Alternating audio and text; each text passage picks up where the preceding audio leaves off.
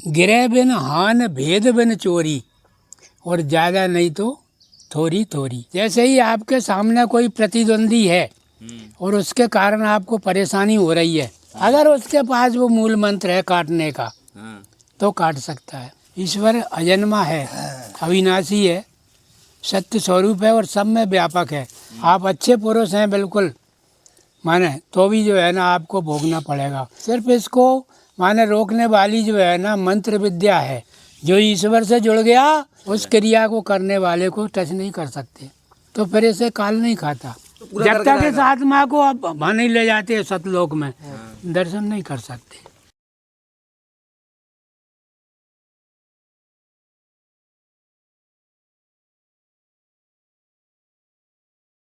ओम नमो नारायण। नमो नारायण। ये सबसे ज़्यादा प्रश्न है, अभी इनका भी था कि भाई जो दुख आता है तो भयभीत हो जाता है व्यक्ति, वो साधना में चल रहा हो तब भी भयभीत हो जाता है, और वो ज्ञान में थोड़ा निपुण हो तब भी भयभीत हो जाता है।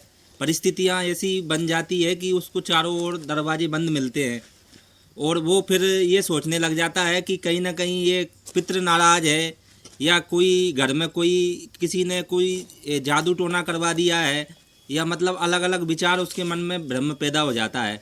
तो उससे बचने के लिए साधक क्या करे और कैसे एक संसारी बचे? तो बहुत अच्छा प्रश्न किया आपने, क्योंकि आज इस प्रश्न की ज़रूरत है और इसको हल करने की भी ज़रूरत है। हाँ इसमें दो बातें विशेष होती हैं।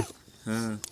जैसे ही आपके सामने कोई प्रतिद्वंदी है और उसके कारण आपको परेशानी हो रही है, तो एक तो उसमें जो है ना जीवात्माओं का जो है ना, जब से ये सृष्टि रची है तब से आदान प्रदान हो रहा है जीवात्माओं का, कर्मों का लेखा जोखा।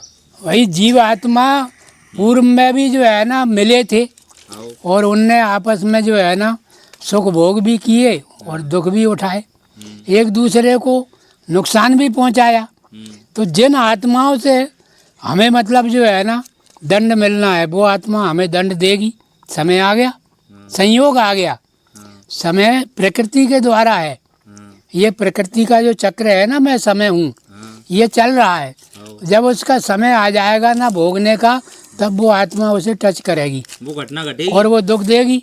एक तो ये बात है इसमें पक्की कि आत्मा त्रस्त है, वो त्याग में है, मैं इसको कब दंड दूं, और उसका संयोग आ गया, वो आपको दंड देना शुरू कर देगी। तो इससे बचने का उपाय? अब देखिए, इससे आपको अगर बचना है तो जो है ना व्यक्ति से काम नहीं चलेगा इसमें। क्यों कि हमने जैसे गुरु बना रखे हैं, अब वो गुरु जो है ना, मान लो इतने पहुँचवान नहीं है कि वो परमात्मा से हमारी दरख्वास्त लगा सकें।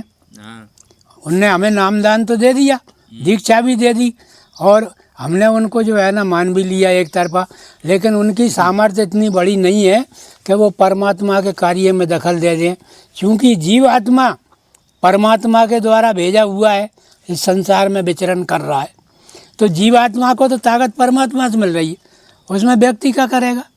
व्यक्ति जो है ना गुरु बन के बैठा है, उसके पास इतनी ताकत हो तब ना। हाँ, इतना अगर वो पहुँचवान है कि वो जो है ना जैसे भक्ति करता है और उसमें ये ताकत है कि चुप हो जा, वो रोक पाएगा उसको। तो ऐसा बताया गया है, गुरु काटे कर्म की डोर, ऐसा बताया गया है। और ऐसा भी बोला है कि कर्म की गति तो टारे ना टरे, लेकिन आप दूर मत जाइए, अभी जो बालक बैठा है, अपन जाए सुधार लें तब माने ना बल्लम अपने आप को, अपने सामने है ना जे।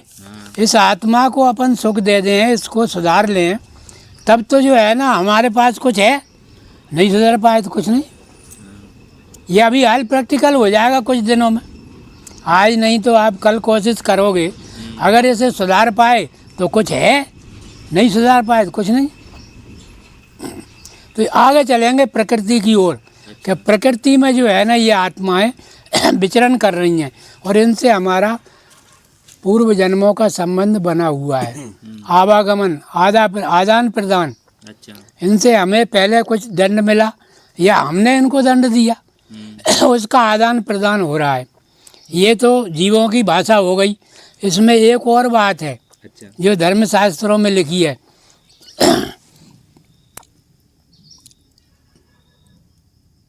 गिरह बिन हान भेद बिन चोरी, और ज़्यादा नहीं तो थोड़ी थोड़ी। जब जो है ना ये जो है ना गिरहों का जो है ना ज्ञान ऋषियों को हुआ और ये शास्त्र बनाए गए, तब जो है उन्होंने खोजा कि हमारे अंदर जो है गिरहों की जो है ना ऊर्जा आती है, ऊष्मा। अच्छा। तो हमारे अंदर जब ग्रह की ऊर्जा आती है ना, तो हम ग्रह के हिसाब से जो है ना प्रेरित हो जाते हैं। अच्छा। फिर जो है ना तो कोई चेतन शक्ति ना कोई गुरु, माने देव शक्तियाँ जिनको हम गिनते हैं ना, ये दिव्य आत्माएं भी हमको नहीं बचा पाएंगी। अच्छा। ना कोई गुरु बचा पाएगा। क्यों कि जो है ना समय का चक्र है, और उस चक्र में ये ग्रह हमको नुकसान कर रहे हैं। जैसे आपका क्या नाम है, दिनेश, हाँ। और आपको जो है ना मीन राशि बनती है। जिस दिन कुंभ राशि के सूर्य लागू हो जाएंगे, आपका 12वां सूर्य लागू हो जाएगा, और 12वें सूर्य इन शास्त्रों के आधार पे आपको शरीर कष्ट भी देंगे, झगड़ा तंता भी करवाएंगे और बीमारी भी देंगे। ये सूर्य का प्रभाव रहेगा 12वें का। 8वां जब आता है तो इससे भी ज़्यादा आपको भोगना पड़ता है। चौथे पे 4 अंश है। तो इस तरह से चंद्रमा का, इसी तरह से शनि का, इसी तरह से गुरु का बल जो है ना जब हमारे विपरीत होता है, तब ही जो है मनुष्य के शरीर पे कष्ट हावी हो जाते हैं। 3 प्रकार के, लड़ाई झगड़ा होना, शरीर में रोग होना, और जो है ना माना किसी प्रकार की आर्थिक स्थिति बिगड़ जाना, माना धंधे में भी घाटा होना। ये क्रियाएं सब गिरहों के द्वारा हो रही हैं, और इनका इलाज ना तो कोई सदगुरु के पास है और ना ही ये चैतन्य आत्माओं के पास है। तो इनसे बचे कैसे फिर? वो ग्रह का चक्र है यार। ग्रह बिन हान भेद बिन चोरी, ज़्यादा नहीं तो थोड़ी थोड़ी भोगना पड़ेगी। तो ये सब बताया है, गुरु काटे कर्म की डोर। अगर उसके पास वो मूल मंत्र है काटने का, हाँ। तो काट सकता है। आप कितने ही जो है ना माना जो है त्रिलोकी के दर्शन करे आओ, उनसे भी नहीं होगा ये। कोई तो उपाय होगा इसका। देखिए दर्शन मात्र से आदमी को कितना फायदा हो रहा है तीर्थों में, आँख से देखने का। हाँ। आँख से देख करके आप दर्शन कर लो, जो मन्नत मांगना मांग लो, लेकिन उस समय आपको समय कहाँ है भक्ति करने का, उनसे जुड़ने का। 10-5 मिनट में देख के आदमी भाग आता है। इतने से में क्या संबंध बनेंगे? आप विचार करके देखिए, जीवन भर पुजारी पूजा करता है, आरती करता है, आखिरकार उसे भी एक्सीडेंट हो जाता है। क्यों? जो भगवान की शरण में है उसको एक्सीडेंट क्यों हुआ? गिरहों का प्रकृति प्रदत्त है, भोगना पड़ेगा। कर्मों का खेल सभी को भोगा है। तो ऐसा भी है इसमें। कर्मों का फल तो जीवात्मा तक रह गया। अच्छा। लेकिन जो गिरहों का है ना, वो आप कुछ भी नहीं कर रहे हैं तो भी लग जाएगा। अच्छा। गिरह की माने जो है विपरीत दशा आ गई, आपको ठोकर लग जाएगी, आप गिर जाओगे। उसका कर्म से कोई संबंध नहीं है, गिरह का फेर है। कर्मों की काटने की भक्ति अलग है क्या? हाँ, कर्मों का सिर्फ आत्माओं में जुड़ा हुआ है। अच्छा। आत्मा से आत्मा जुड़ती है, वो कर्म का बदला लेती है, देती है, ये आदान प्रदान है। बाकी गिरहों का तो निर्दोष आदमी को भी दंड मिलता है। तो अध्यात्म तो इसके बारे में ये बोलता है कि जैसे ही परिस्थिति तुम्हारी खराब आई, तो उस समय तुम साक्षी भाव में हो जाओ, स्वयं को दृष्टा बना लो। जी। तो दृष्टा बनाने से तुम्हारा मन जो बेचैन या परेशान हो रहा है, तो उस समय सिर्फ दृष्टा बन के ही तुम उससे मुकाबला कर सकते हो। अगर तुम उसको उलझाओगे तो ये मन तुम्हें शत्रुता में बरतेगा और तुम्हें खा जाएगा। तो ये तो व्यक्ति तो सीमित बात हुई। अच्छा। आप एक व्यक्ति हो, साधना में रत हो, और आप जो है ना प्रयास कर रहे हो, लेकिन जो है ना समय तो अपना कार्य कर रहा है ना। हाँ। समय तो आपको प्रभावित करेगा, नहीं तो फिर ईश्वर आप हो जाते, फिर आपको एक्सीडेंट भी नहीं होता, ना आप मरते ना जन्मते। ईश्वर अजन्मा है, अविनाशी है, सत्य स्वरूप है और सब में व्यापक है, सबको चला रहा है, सबको देख रहा है। इसके बाद भी जो है ना वो जो है ना सबके कर्मों का जो है ना माने न्याय करता है। न्याय और सत्य ईश्वर का स्वरूप है, एक गुण है विशेष। ईश्वर न्यायकारी भी है और सत्य को मानता है, असत्य का ध्वस्त करता है। यह ईश्वर का कार्य है।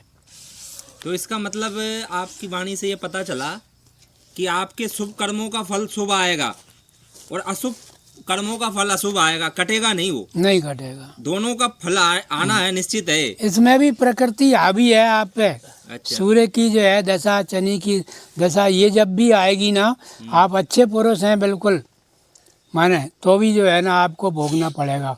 सिर्फ इसको माने रोकने वाली जो है ना मंत्र विद्या है, अच्छा पदार्थ विद्या नहीं है।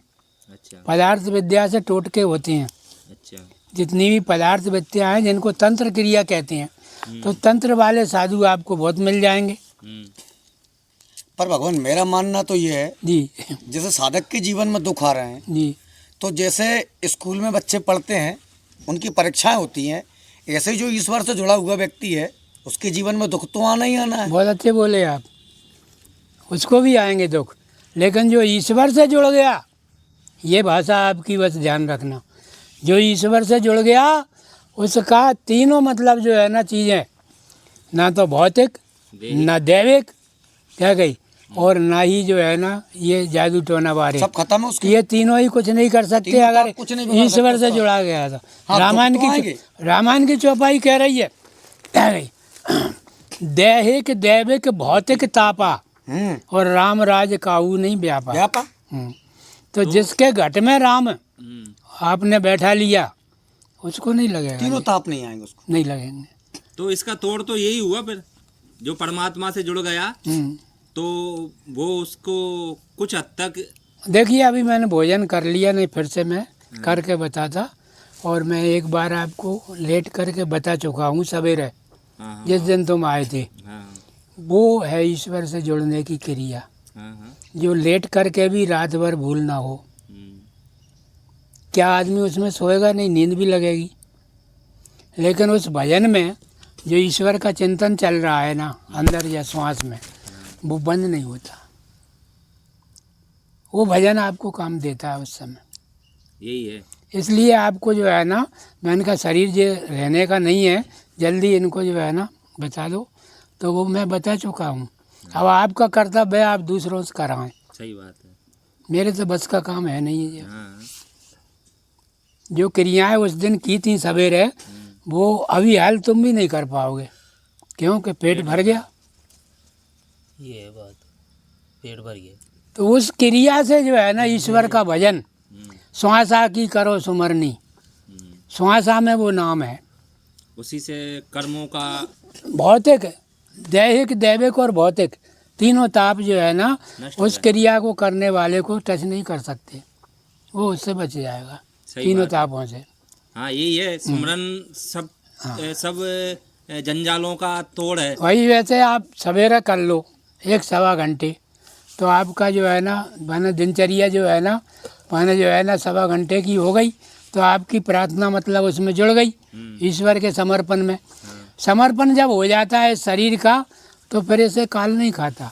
तो भगवान बात तो वहीं आ गई ना, वही जो तुम कह रहे थे, जपते जपते थक जाता है आदमी, नाम जपते जपते, नाम मरेगा जपा मरेगा नहद भी मर जाए, तो धीरे धीरे नाम से भी उसका मन हट जाएगा, अजपा से भी मन हट जाएगा, फिर उसका मन स्वतः ही वो अपने आप में बस समर्पण करता रहेगा, बस समर्पण हो उसकी जाएगा। क्रियाएं ऑटोमेटिक चलती रहेंगी। ठीक है, प्रश्न तो पूरा हो गया, जी। बहुत बढ़िया समझाया आपने जी, कि भाई सुमरन से ही, सुमरन ही वो तोड़ है।